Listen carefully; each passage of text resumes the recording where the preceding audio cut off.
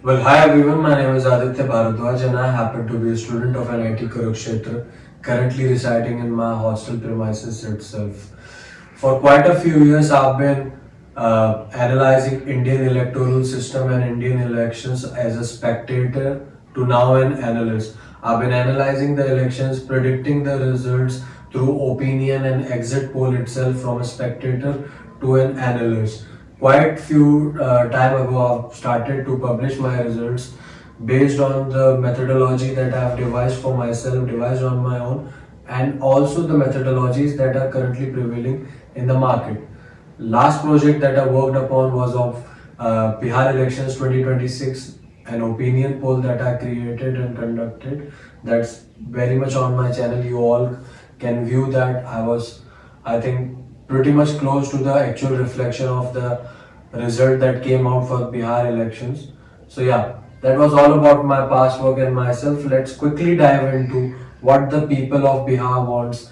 Let's quickly dive into what the people of Bengal wants this time, what the atmosphere of Bengal says this time, and what is the fate of these two giants of themselves, the TMC, BJPs, and taking into consideration the left, CPIML, as well as the Congress. So, if we're gonna be talking about the 2026 elections, let's quickly take a peek into the 2021 elections. I think that is one of the most important elections if anyone wants to study the machinery that BJP brings into an elections. I think that was one of their most important elections they fought in this decade or the past decade. I think Bengal was the only fortress that BJP could not conquer, could not penetrate, that was not in the south. So yeah, BJP went full bang on into the elections leading up to the 2021 elections. If you all remember, Mr. Modi had grown his hair and his beard was pretty much long. There was a speculation in the market, there was speculation in the news outlets that is done specifically to seem somewhat adjacent to Mr. Ravindranath Tagore, seen as a Bengali Bandhu to the people of Bengal. I think that was the speculation in the market, but we can't comment on that because Corona protocols were also on the place. So yeah, taking that into consideration, taking consideration into the power packed 8 phases election that happened in 2021, there were a lot of star pracharaks coming all across India from Rajasthan, from UP, Bihar, and all other states. Mithun Chakravarti joining in the barrage of BJP. So that was a huge lead up. Mr. Roy coming from TMC, major faces from TMC leaving the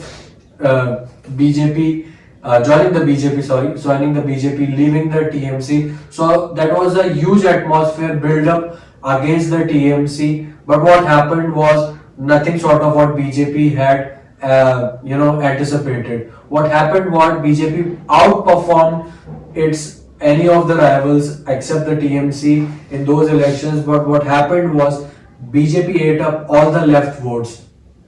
BJP did not hamper what the bastion TMC had built for itself.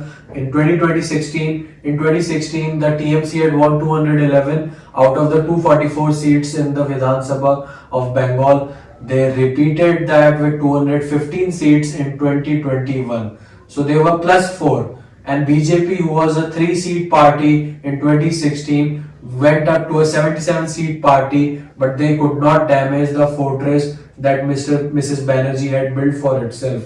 And that stands as what the political narrative Mrs. Banerjee brings. What she brings is that the TMC is a born, fed up, and bred up party in the Bengal region itself, and BJP is an outsider party. They're gonna be changing the Bengali tradition, they're gonna be changing the eating habits of the Bengalis. They are not aligned to what the Bengali thinks or what a Bengali mind is all about. So that she was pretty much successful in that, and as you all know, there's no charismatic face in the whole sphere of political region of Bengal which can compete with Mrs. Banerjee. BJP, being a typical BJP, doesn't even announce an electoral candidate who's gonna be the CM face for their electoral victory.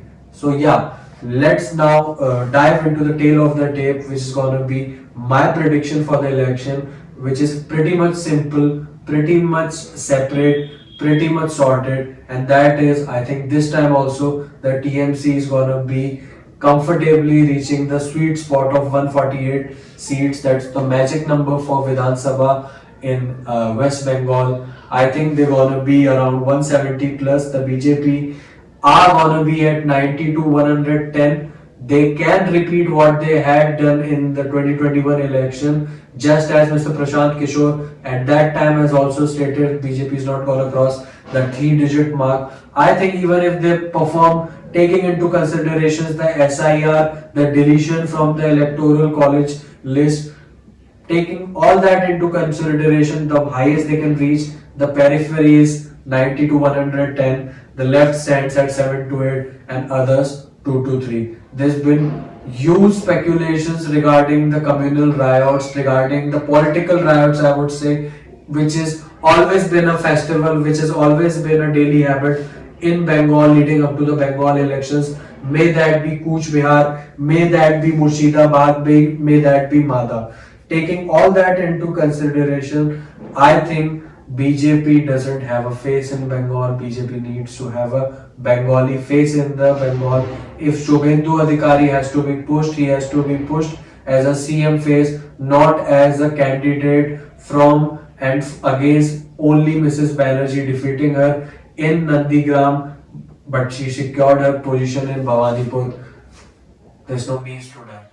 So yeah, that was all about myself. Stay tuned. It's a two-phased election, not an eight-phased election like the last time. I don't know where the enthusiasm in the BJP cadre lies this time. They've asked for a two-phased election. The results gonna be out on May 4th along with Kerala, Tamil Nadu and Puducherry. Stay tuned. I'm gonna be putting those polls as well. And yeah, that was all from my side. Thank you for being the wonderful audience that you are. Do tell me what you liked about my analysis, and what you disliked about that. I'm gonna be needing that too pretty much.